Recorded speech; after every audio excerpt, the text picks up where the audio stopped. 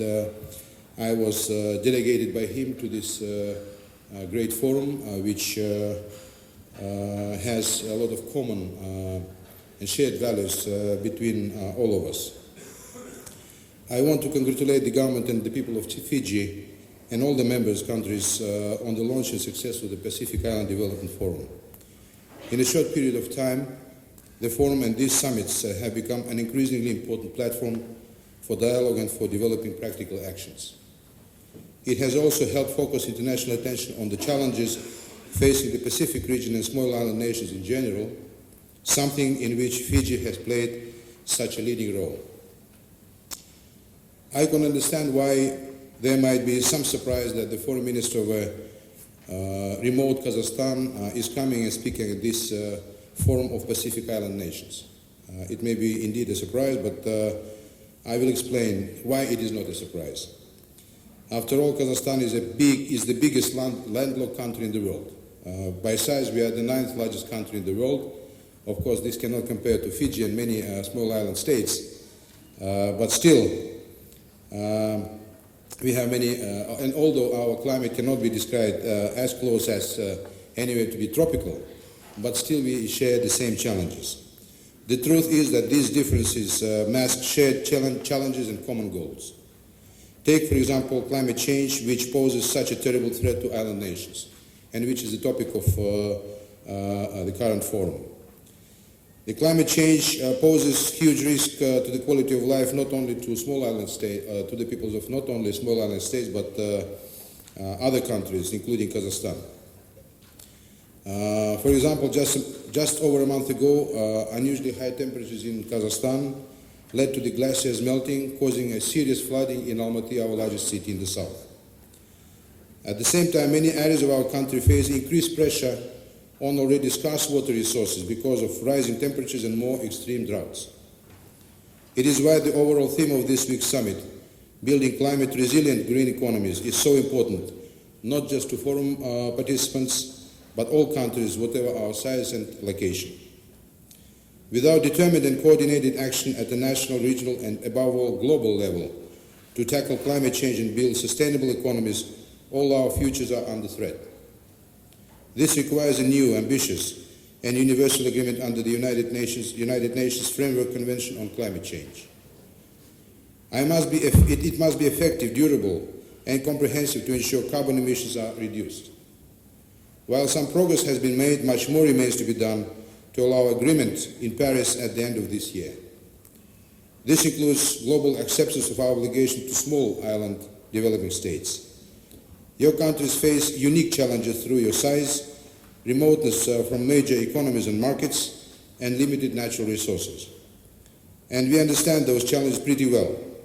For while we are landlocked, you are sea-locked in a sense. So the challenges we all face of reaching markets for our products and importing goods we need have different routes in geography, but they are very similar. We are also, of course, as I have said already, uniquely exposed to the threat from climate change and global environmental change. It is for this reason that UN Secretary General Ban Ki-moon rightly said that your future is our collective responsibility. In order to achieve a meaningful agreement in Paris in December, renewed focus must be given to 5 areas: cutting emissions, mobilizing money and markets, pricing carbon, strengthening resilience, and mobilizing new coalitions. We must see climate action within the wider context of efforts to eradicate extreme poverty and promote sustainable development. All countries must take domestic action consistent with the global objective to prevent our planet from warming by no more than 2 degrees Celsius. The new agreement should balance support for mitigation and adaptation, as well as address loss and damage. Mobilizing sufficient public and private funds for low carbon, climate resilient growth is essential for success. All our countries must work together to harness public and private finance to meet $100 billion goal per annum by 2020. My president is taking part in the coming post-2015 summit in New York, and he will be coming with specific ideas and proposals to provide money and financing for the post-2015 growth agenda. We believe that putting a price on carbon will encourage markets to invest in climate solutions. Coalitions with participation of governments, business and civil society are needed to tackle climate change challenges. This summit and Fiji's leadership will be an important voice in demanding the remaining barriers to agreement are overcome. Global action will not only succeed, of course, if individual countries take the actions needed to achieve the targets on limiting emissions and promoting sustainable development. This includes countries like Kazakhstan, which have abundant fossil fuel reserves. These reserves may explain why at the moment non-carbon sources provide less than 1% of our energy. But we have committed ourselves quite willingly and informedly to increase this to 30% by 2030 and 50% by 2050, on our way to meeting our obligations to reduce emissions and achieve our ambitions of joining the greenest economies of the world. As well as greening our economy, it is absolutely vital that countries play their role in supporting other countries to grow in a sustainable way. This is each our responsibility as good global citizens and our obligation to future generations. It is to help in this essential mission that Kazakhstan has launched the Green Bridge Partnership Program, supported already by 14 European and Asian countries, to remove the barriers hindering sustainable growth and to facilitate the channels for the transfer of green technologies. We hope Pacific Island states will join the initiative. We have already agreed through the United Nations Economic and Social Commission for Asia, ISCAP, to providing funding for a number of small island nations in the Pacific Basin. The aim of this project, which centers on the development of biogas, is to strengthen regional efforts on sustainable energy, waste management, sanitation, as well as boosting jobs and incomes. As some of you may remember, last year we hosted a side event during the 3rd International Conference on Small Island Developing States in Samoa, where we have addressed future energy issues and where we have launched this project.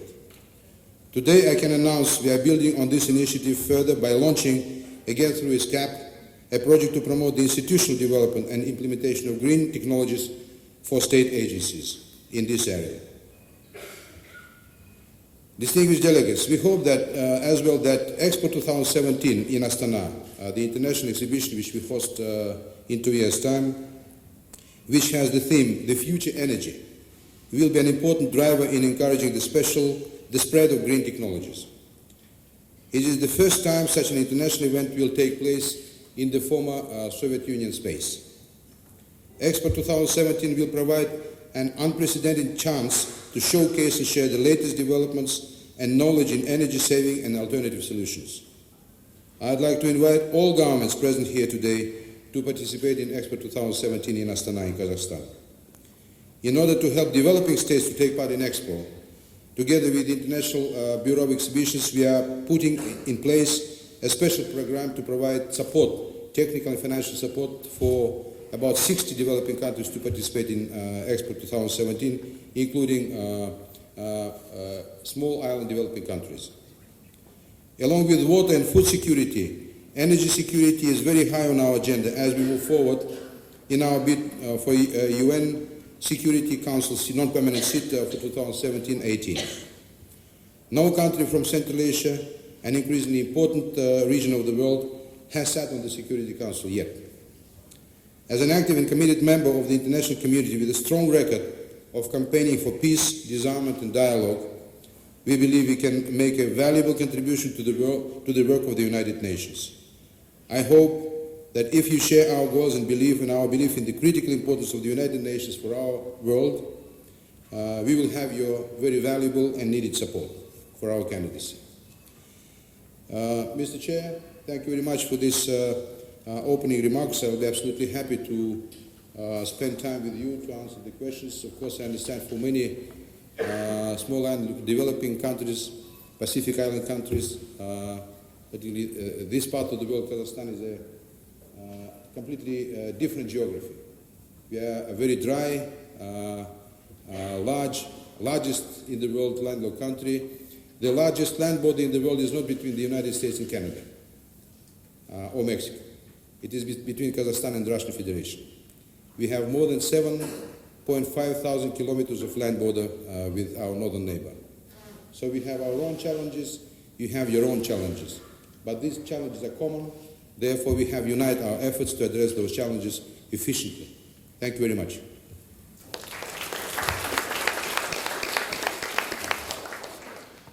I thank the Honourable Minister for his statement.